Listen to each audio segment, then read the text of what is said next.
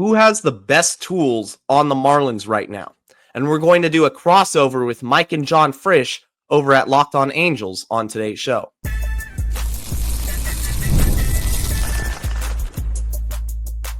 You are Locked On Marlins, your daily podcast on the Miami Marlins. Part of the Locked On Podcast Network, your team every day. Welcome into Locked On Marlins. I'm your host, Jeremiah Geiger. I've been podcasting about the Marlins for 3 seasons now. Go hit me up on X at Jeremiah Geiger 2. And thank you for making Locked On Marlins your first listen of the day. It's part of the Locked On Podcast Network, which is your team every day. Don't forget to hit subscribe on the YouTube channel and let me know your thoughts down in the comment section. And today's episode is brought to you by FanDuel. Right now, new customers can get $200 in bonus bets when your first $5 bet wins. And on today's show, I'm going to talk about, in the first segment, the best tools within the Marlins big league roster. You know, the most power, best hit tool, hitting for average, speed, defense, and throwing. We're also going to talk about pitching as well. And then in the second and third segment, I'm going to get out of here. I'm going to hit a clip that I recorded with Mike and John Frisch from Locked On Angels. That is going to be the bulk of the show. Had a great conversation with them. I'm excited for you guys to watch or listen to it. So the best tools on the Marlins team, let's start with hit tool, just pure batting average. I think you'd be hard-pressed not to say Xavier Edwards in this situation. In last season, 70 games, he hit .328.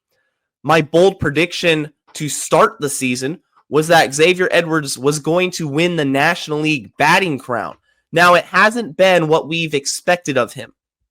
He's currently on the injured list and was hitting about 260 when he went on. I think it was like 259, something like that.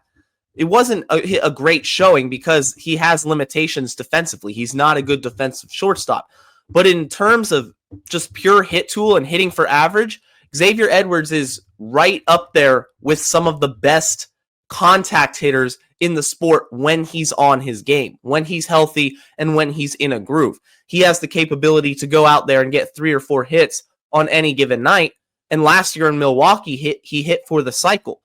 That's about the only tool Xavier Edwards has in addition to his base stealing. He's going to steal bases. He's a very good base runner. But he doesn't bring the power and he doesn't bring the defense, doesn't have the arm. But in terms of just hitting the baseball, contact hitter, Xavier Edwards is the man. Now, power. This is a good one because there's a couple different options I can go. I can go Jesus Sanchez, who's been the Marlins' prototypical power hitter, the potential to hit 30 home runs, never really tapped into that power fully. We see what it can do. A few years ago at Coors Field, he had a home run that I've never seen anything like it except for Giancarlo Stanton. It was literally above the third deck off one of the signs up there where if you're sitting in that section of the stadium, you would never expect to get a ball hit your way. And that's what he did. Like, his power is incredible. It just doesn't translate that well into games over the span of a 162-game season. Now, I'm going to go with Agustin Ramirez because Agustin Ramirez has shown incredible power with a limited sample size, and I'm confident in saying that he is already one of the best Marlins power hitters in terms of production, and also the exit velocities he rips off are just nuts. I mean, he's consistently hitting the ball over 100 miles an hour, even on his outs. Agustin Ramirez, I think, has the best power, and I'm going to go with him for this tool. Next one I'm going to go with is speed. So this is kind of a two-part question because speed, just pure speed alone, doesn't always translate into stolen bases. Now, when it comes to base stealing, which is what you really want to utilize from that speed, I would go with Xavier Edwards. I think X is the best base stealer that the Marlins have.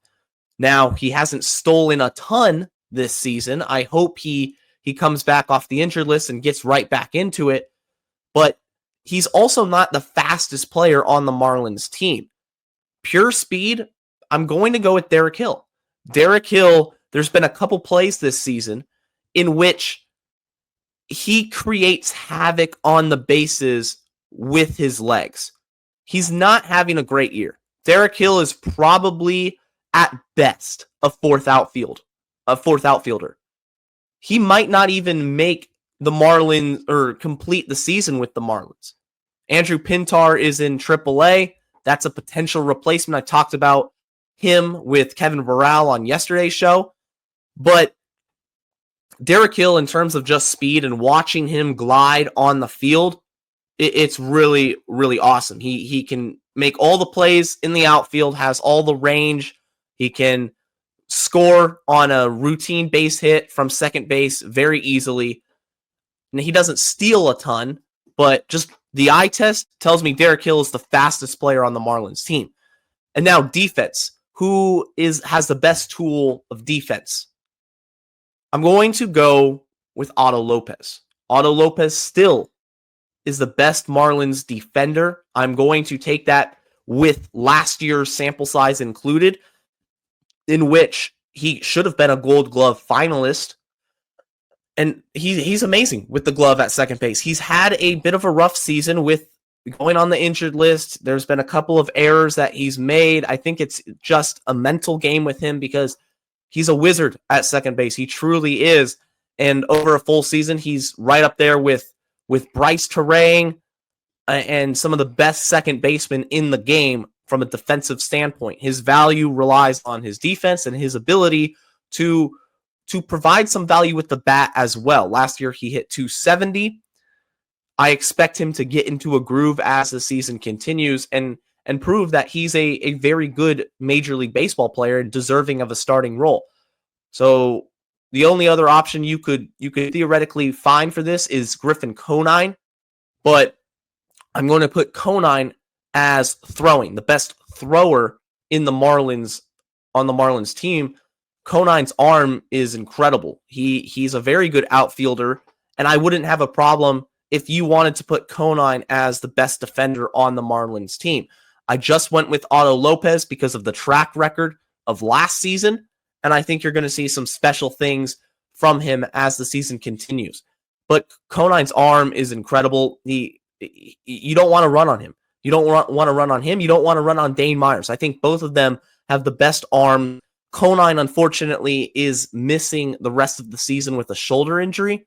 So when he comes back, you're going to see him gun down runners at third base, gun down runners at home plate. Same with Dane Myers, who's close to returning. Not all the way there yet, but Griffin Conine, Dane Myers, best arms in the Marlins outfield. Now, I did mention pitching. I want to talk about just individual pitches. I'm going to go fastball. I'm going to go some off-speed stuff. Fastball. Best fastball right now is from the starters, not the bullpen, but from the starters, Ryan Weathers, man. Ryan Weathers, he's hitting 99. He's got some more induced vertical break. The fastball looks really good. Sandy Alcantara throws just as hard, but he utilizes that sinker, and the four seam is pretty flat. It's not an elite four seam apart from the velocity. Off speed, change up, we got breaking balls. It's, as I'm thinking off the top of my head here, Sandy's right up there. Sandy's got some really good stuff. He's got a really good changeup. Max Meyer's slider, though, takes the cake on this one. Max Meyer's slider is a true 80 grade pitch. It has the ability to just shut down a lineup when he mixes it well with his four seam and when he locates the slider. The slider is just disgusting. Max Meyer has the best slider on the Marlins team, best overall breaking ball on the Marlins team. Not Dane Myers, but Ryan Weathers, I think, has the best fastball. Pure fastball, Ryan Weathers. And then changeup, Edward Cabrera. As much as, he's warranted criticism over the years, the stuff is still really good. I'm going to shout out Edward Cabrera. He's got a really, really good change that when he locates it well and mixes it well with his other stuff, his other offerings, it's going to get a lot of outs. Right up there, Sandy Alcantara. You could put Sandy's changeup ahead. You could put Edward Cabrera's changeup ahead, whichever one you want. They're both really, really good. But I want to show Edward Cabrera, give him some credit, and talk about that changeup. He throws it really, really hard. It's going to be over 90 miles an hour. And when it's on, it induces a ton of whiff. And that's why part of the reason I think Edward Cabrera can be a good bullpen piece, because he does get a ton of whiffs, a ton of strikeouts when he's on his A game. So coming up next, after the ad, we're going to talk with Locked On Angels. Mike and John Frisch had a great conversation with them. That's going to come up right after this.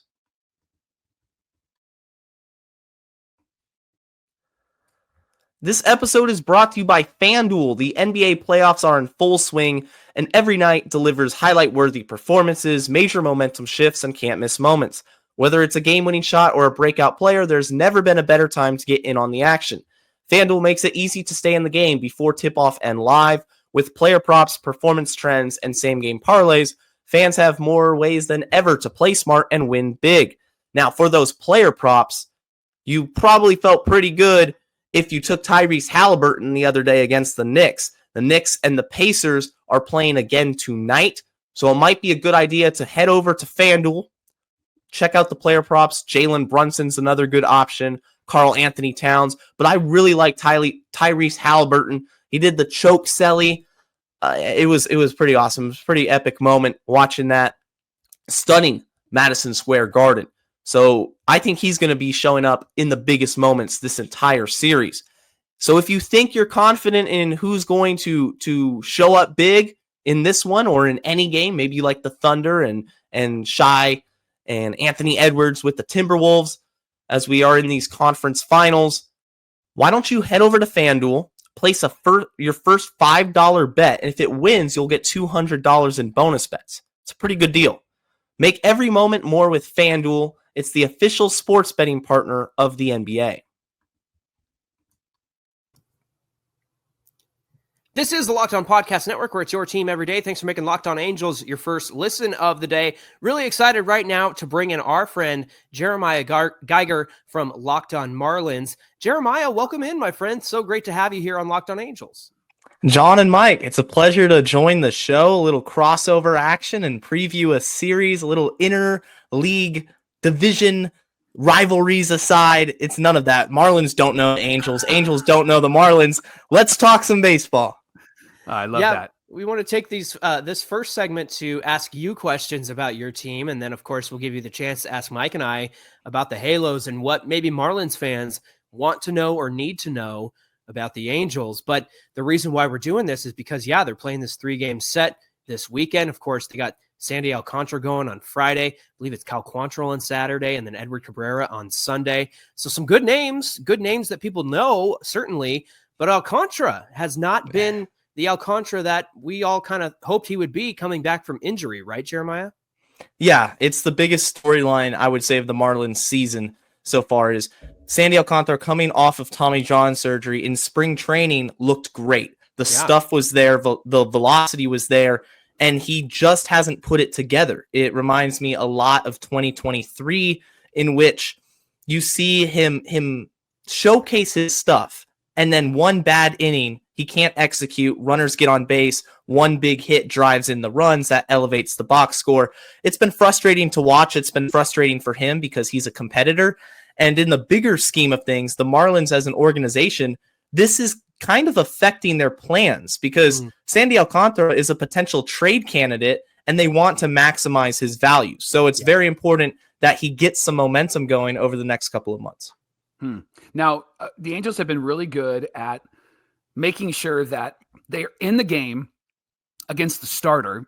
And then, like yesterday against the A's, they were in there against Severino, close enough to get within striking distance, then knocking him out in about the 6th inning, and then going after the bullpen. And they've done that against the Dodgers, and they've done that against the Padres. So tell me about the Marlins bullpen. If we knock out the starter and we have to go against that bullpen, are you confident in that bullpen? Are they struggling in that bullpen? Tell me the story, the narrative around the bullpen right now with the Marlins. Yeah, so the bullpen, it's not set in stone. Everybody is flexible. There's not one set role. we have high leverage guys. Anthony Bender's been here for a few years. Calvin Fauché has great stuff. You have Jesus Tinoco. He's gotten the opportunity to close games. But with new manager Clayton McCullough and how the president of baseball operations, Peter Bendix, operates things, they run a very analytical driven mindset. And so you're going to see your high leverage guys come in the 5th inning, in the 6th inning. They will rotate closers. It depends on matchups. So going into any given game, I can't confidently tell you if the Marlins have a 2-1 lead, this guy's going to close the game. That's not how I like to see it. In years past, we had guys like Tanner Scott, AJ Puck. You just kind of pencil them in the 8th and 9th, and you live and die by the sword. You go with your best guys.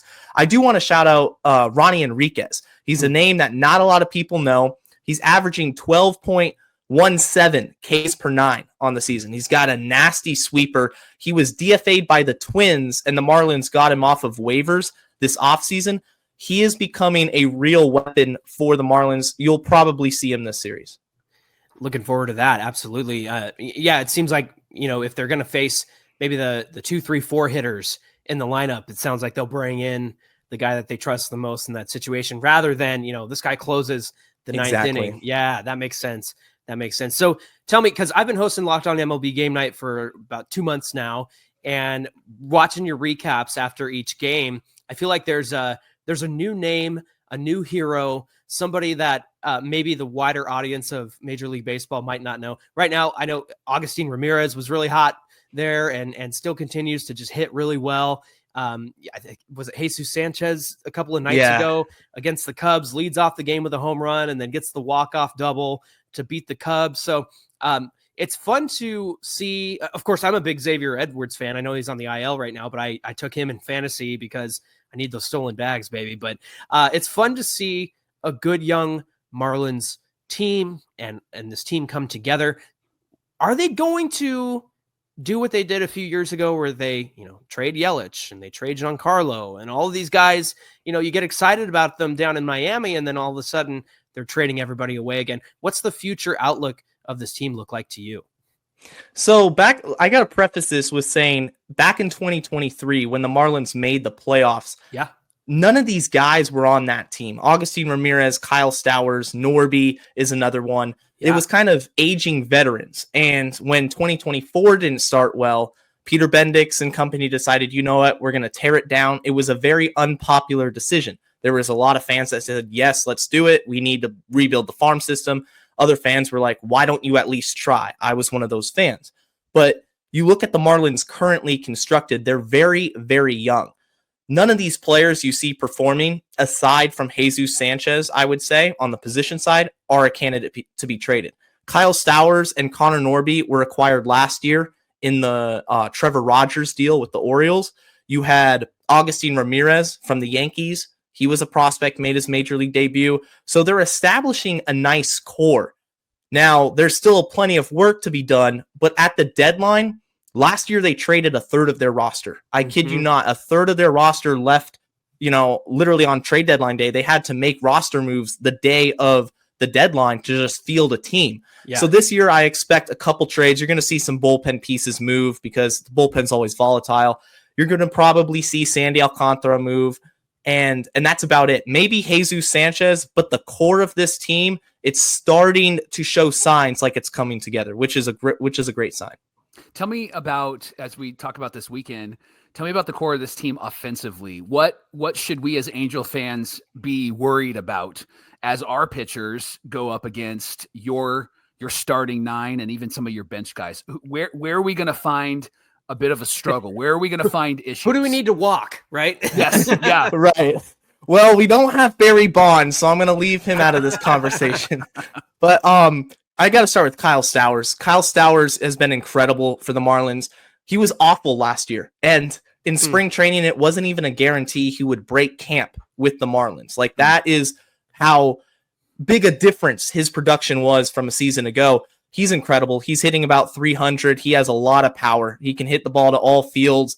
The biggest thing for Stowers, his aggression, he attacks pitches in the zone. So if you throw him anything close to the plate, he's going to put a swing on it, and usually it's a good one. The other player, Agustin Ramirez, made his major league debut about a month ago. He has power like I have not seen before, maybe since the Stanton days. Like, this guy can hit the ball a country mile. He hits the ball extremely hard. So even the outs are just hard contact, 110 miles an hour exit velocity. Those two have been really good. Now, as a collective unit, they don't have a lot of power. Like, the power production just isn't there. They acquired Matt Mervis from the Chicago Cubs in the offseason. He's had 7 home runs. He looked like he was figuring it out and then just fell off a cliff. I mean, he is hitting under 200. Jesus Sanchez, as much as I like Sanchi, he's a fan favorite because of his personality. He's just a goofy player out there. He's not really producing in terms of power. He is the biggest Marlins power threat. He only has 2 home runs. So in order to provide threats to the Angels and score some runs, they got to hit with runners in scoring position. That's the biggest thing. They will get hits, they'll get walks, but if you're leaving runners on base, it doesn't matter. And that's where you see the Marlins lose, and they only put up 2 runs and dropped the series to the White Sox a couple weeks ago. Runners in scoring position is the key. I'm thinking about the Angels, and they have a lot of young talent: Logan O'Hoppe, Zach Neto, Nolan Shonwell, a lot of young pitching, Jose Soriano, who you'll get to see. But they surrounded those young guys with veterans like Kyle Hendricks. Of course, Tyler Anderson is a veteran pitcher as well. Travis d'Arnaud behind the dish. Is there anybody that has like that veteran presence, that leadership, or somebody to guide the young guys along with the young Marlins players that you guys have? Yeah, that's a great question because they're so young and inexperienced. I would say Jesus Sanchez, he's been with the Marlins since 2019. I believe He came to the organization 2020. That's about it. So he's the veteran of the position players. And then on the pitching side of things, it's Sandy Alcantara. He's the leader. He is the ace. Everybody looks up to Sandy, and it hurts when he's struggling like he has been this season. Besides those two, they brought in Cal Quantrill this offseason. That was the only free agent signing. 2 years ago, it was Tim Anderson. That didn't work out well for us. I know you guys know Tim Anderson now. But Quantrill hasn't been too good either. He did pitch an immaculate inning his last game out, which was kind of crazy to see. So didn't expect that. So really, it's about building a culture. They're going to battle. They're going to compete. But there's really not these established veterans like the Angels have who are leading the charge. It's young guys coming together with a new manager and finding an identity. It's a fun place to be. That's right. That's for sure. Oh, go ahead, Mike. Coming into this weekend, what's the momentum or lack of momentum that the Marlins have right now? What has the story been the last maybe 5 or 6 games? And are they desperate for a win, or are they on a winning streak? Give us the story there. Yeah, so they hit a little bit of a rough patch last week. Or 2 weekends ago when they dropped 2 out of 3 to the White Sox. Going into that, everybody felt like they should win that series. They didn't. And then the next weekend, Tampa Bay, the Citrus series, they took 2 out of 3 from Tampa. So it was good to see because Tampa's a well-run organization. Even though the Sandy Alcantara start, they lost that. They got shut out 4-0. The bats started to come alive. This Chicago series that just happened against the Cubs are a great team. And on paper, it looks like they kind of steamrolled Miami, but it really wasn't the case. The Marlins won the first game. That second game was 14-1, but 6 of those runs came against a position player in the 9th inning when Miami threw the towel in. And the other 8 came in the 6th inning in which Fauché just got blown up. But Ryan Weathers made a really good start. His return to the rotation has been huge in the first couple of games. And then that last game was a pitching duel. You got to score runs. They lost 2-1. So I feel like they're in a good spot because they're competing apart from that middle game of the Cubs series. And that's what I expect them to do versus the Angels, is just go out and compete.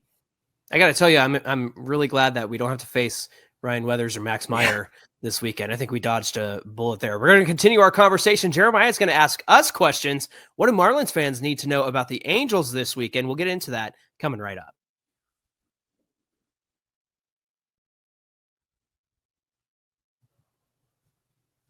We're grateful to have Jeremiah Geiger of Locked On Marlins here with us on Locked On Angels. And of course, we're doing a little cameo on Jeremiah's episode of Locked On Marlins. So Jeremiah, ask away, my friend. It's time for you to ask us about the Angels, whether that's around this current team or questions you have about like what the heck happened between Trout and Ohtani and Rendon, whatever you want, man. Anything is on the table. We're ready to go. Yeah, the first question I got is pretty simple. It's the Angels are establishing a core. You mentioned Logan O'Hoppe. You mentioned Zach Neto. I know me and Mike were talking about that right before we recorded, how great Neto has been. I picked him up in fantasy today. He's good somehow man. he was available.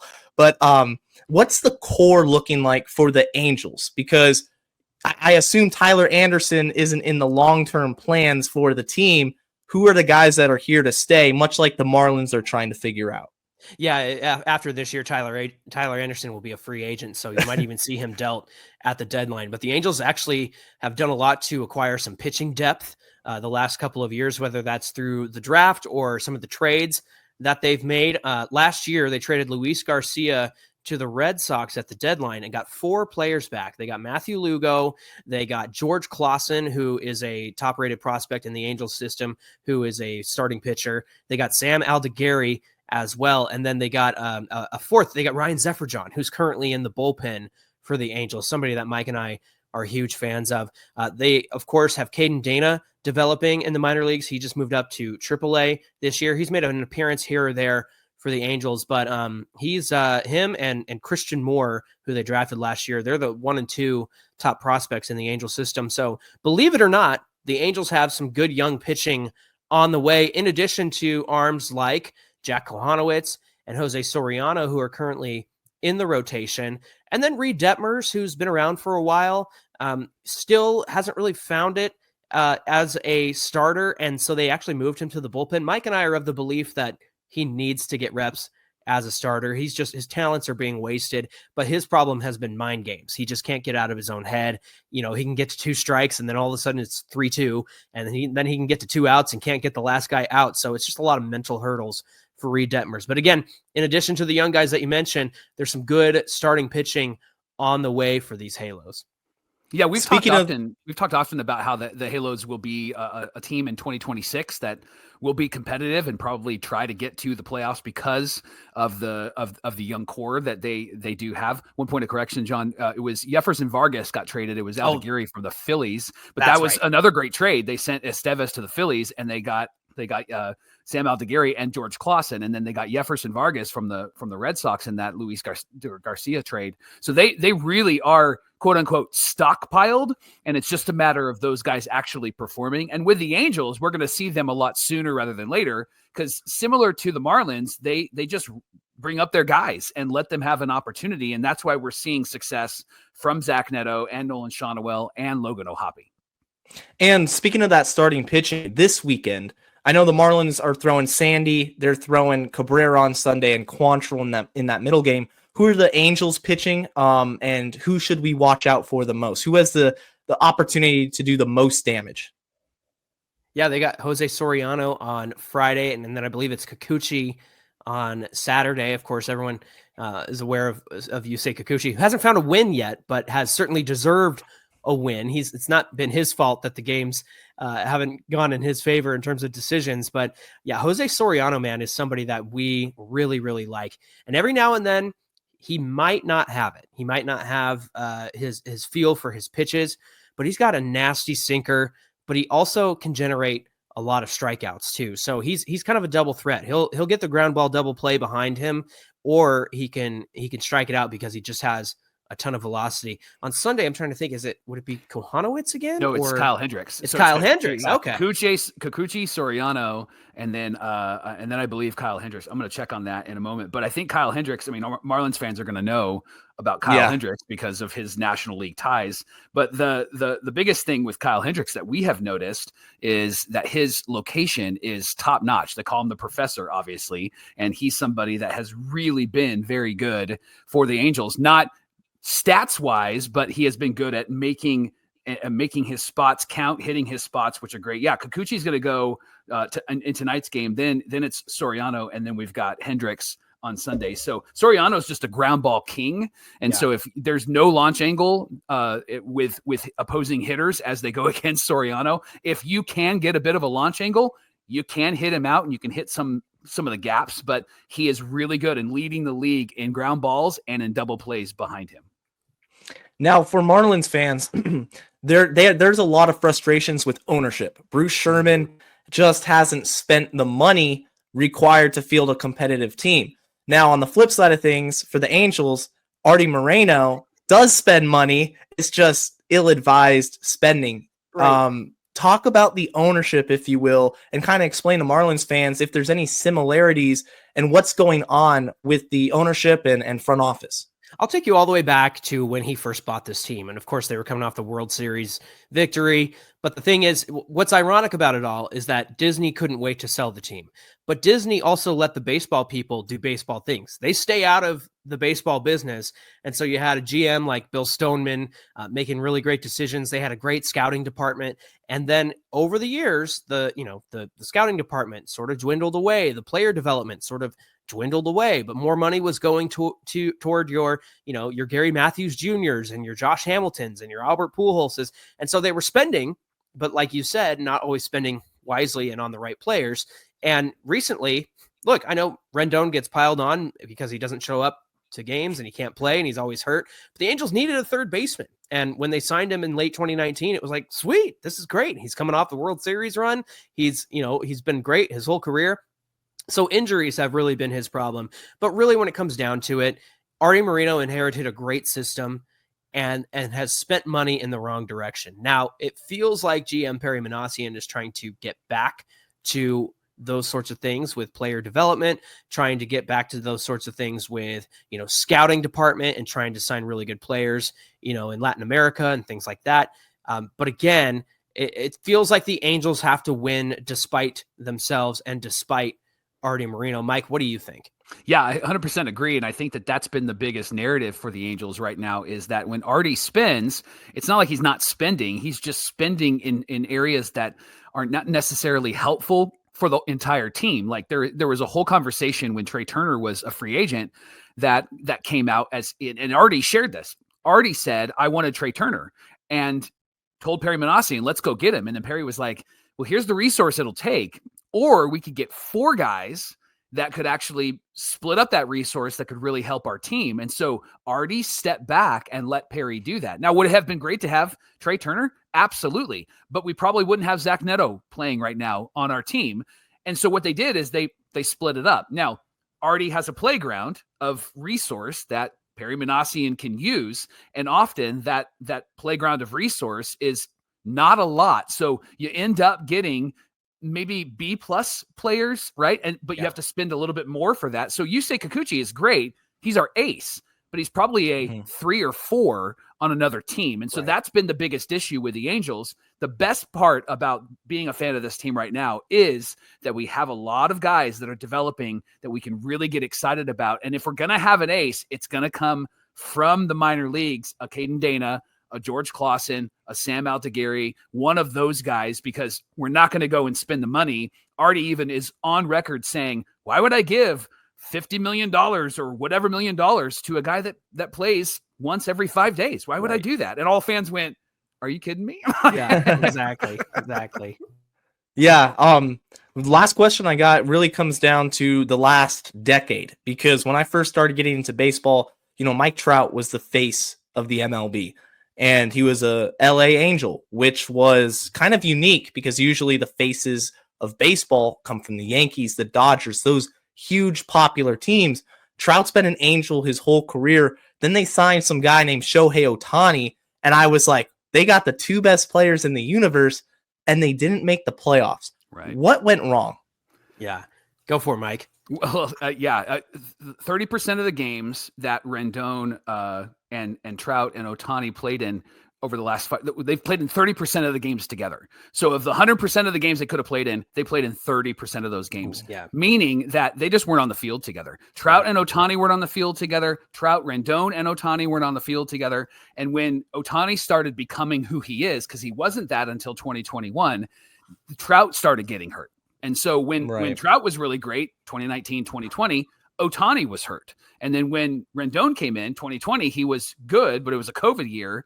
And then the next year, he started getting hurt. So ultimately, it really boils down to they weren't on the field together. Yeah. And they never played together. They didn't even really know each other because often They weren't even with the team when they were on the injured list. And so that was the biggest narrative, is they just didn't play together. Right, Johnny? Yeah. And even in the years where, things looked really good, like 2022 is a season they started out really well, just didn't have the good starting pitching that they needed. And so that was always an issue. So if there is a knock against the fact that the Angels did have all these guys on the team, again, only 30% of the total games they could have played together. Even in those 30% of games, they just didn't have the talent to surround. They didn't have the cast of characters you needed. They didn't have the supporting cast. Yeah. So it really was like Trout and the Angels, or Ohtani and the Angels. But right now it feels like the reversal, because now we have this good young cast of guys like Zach Neto and Ohapi,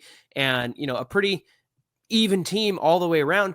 But now they really need guys like Mike Trout to be on the field. And of course, he's on the IL right now. There's talk he could be back this weekend, Jeremiah. So that might be good timing for us, maybe bad timing for the Marlins, but it could be the other way around too, because if you mess up the groove that the Angels are in right now with their 7-game win streak by bringing Trout back, I don't know how you could mess that up by putting Trout in your lineup, but knock on wood that doesn't happen. But again, it really comes down to, it was the superstar and the C players. And so to the credit or the non-credit of the front office, just never really did enough to surround those guys with the supporting cast that they needed.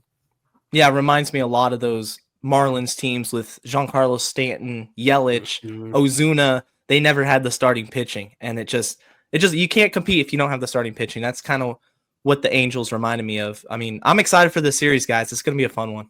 Yeah, we're going to have ourselves a lot of fun. Jeremiah, thanks for joining us here. It's been really great. We hope that your Locked On Everydayers over at Locked On Marlins enjoyed us stopping by, and we'll have to do this again soon. Absolutely. Thank you, guys. Absolutely. Thank you, Jeremiah.